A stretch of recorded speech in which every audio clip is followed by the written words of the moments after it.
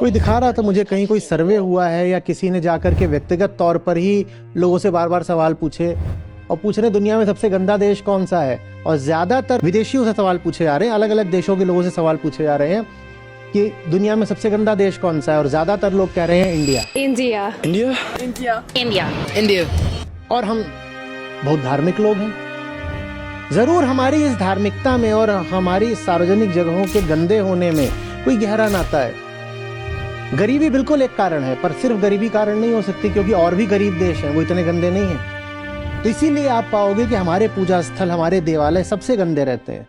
लेकिन ये बात आप घरों के अंदर नहीं पाओगे। घरों में सफाई रहेगी, घर में अगर मंदिर है तो एकदम साफ मिलेगा। मुझे अपना देखना है, कोई और क्या कर रहा है वो मेरी जिम्मेदारी थोड़ी ही है। मुझे स्वर्ग मिल जाए, मुझे मोक्ष मिल जाए। मैं दान भी किसी को दूं तो इसलिए कि मुझे पुण्य मिल जाए। मैं किसी को अगर मरने से बचाऊं भी तो इसलिए कि मुझे पाप न लग जाए। सब कुछ स्वयं तक सीमित, तो अपनी जिम्मेदारी भी सीमित।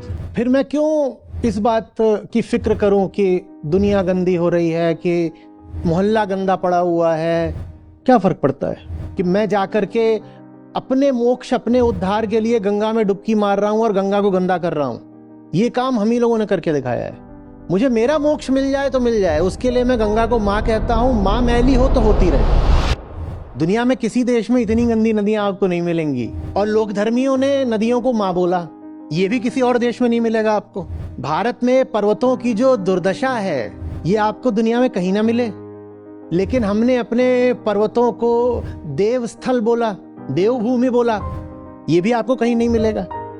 क्योंकि हर काम स्वार्थ हेतु है। और ये कितनी ज्यादा दुखद बात है, क्योंकि हमारे पास सर्वोच्च दर्शन है। आदर्श रूप में यही हमारे धर्म की आधारशिला होना चाहिए।